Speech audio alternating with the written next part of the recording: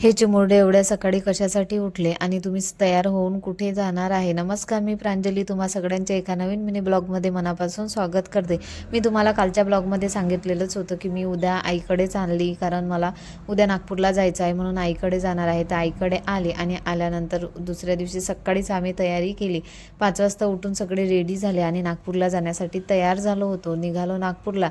तर ते कशासाठी जात आहे, तर माझी ही आजी आहे. या आजीची जी बहीण असते ती नागपूरला राहते आणि ही मी आहे. तर माझे जे मोठे बाबा आहेत, माझ्या बाबाचे सख्खे भाऊ मोठे, ते सुद्धा नागपूरलाच राहतात. तर त्यांची भेट घ्यायची होती, त्यांना बरं नव्हतं. तर जाता जाता वाटेत आम्हाला पोलिओसुद्धा मिळाला. कॅम्प जो रायबाला द्यायचा होता तर त्याला देऊन दिला जाता जाता. त्याच्यानंतर तिथेच छान रॅबिट होता, तर रायबा त्यांच्यासोबत थोडा वेळ खेळला आणि आम्हाला तिथेच नाश्तासुद्धा करायचा होता. तर नाश्त्याचं सुद्धा शोधतच होतं आम्ही. तर आम्हाला त्याच्याच मागे नाश्त्याचं सुद्धा हॉटेल मिळालं. तर तिथे आम्ही मेंदूवडा आणि छान सगळ्यांनी मिळून नाश्ता केला. नाश्ता केल्यानंतर परत आम्ही निघालो जाण्यासाठी. तर जाताना आम्हाला थोडंसं ऊन कमी वाटलं, पण आतमध्ये जेव्हा नागपूर जवळ येत होतं तेव्हा थोडंसं ऊन वाढतच होतं. तर ऊन खूप जास्त वाटत होतं आम्हाला तिथे. आणि तिथे फायनली आम्ही पोचल्यानंतर मला वाटेत ही बस दिसली, जुनी बस, आणि तिथला पाहून मला खूप आश्चर्य वाटलं. तिथून निघालो आणि गेल्यानंतर ही माझ्या आजीची बहीण आहे. तर या बहिणीकडे आम्हाला जायचं होतं. तर हिच्याकडे गेल्यानंतर त्या दोघीजणी खूप खूप आनंदी होत्या, कारण एवढ्या दिवसांनी भेटल्यानंतर या वयात सगळ्यांनाच आनंद असतोच.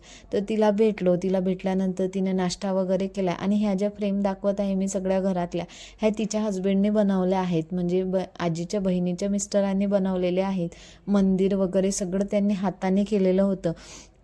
ते पाहूनसुद्धा मला खूप आश्चर्य वाटलं आणि खूप प्रसन्नसुद्धा वाटलं, किती मेहनती असतील ते. आणि तिथून आम्ही नाश्ता वगैरे केला आणि तिथून निघालो माझ्या मोठे बाबाकडे जाण्यासाठी.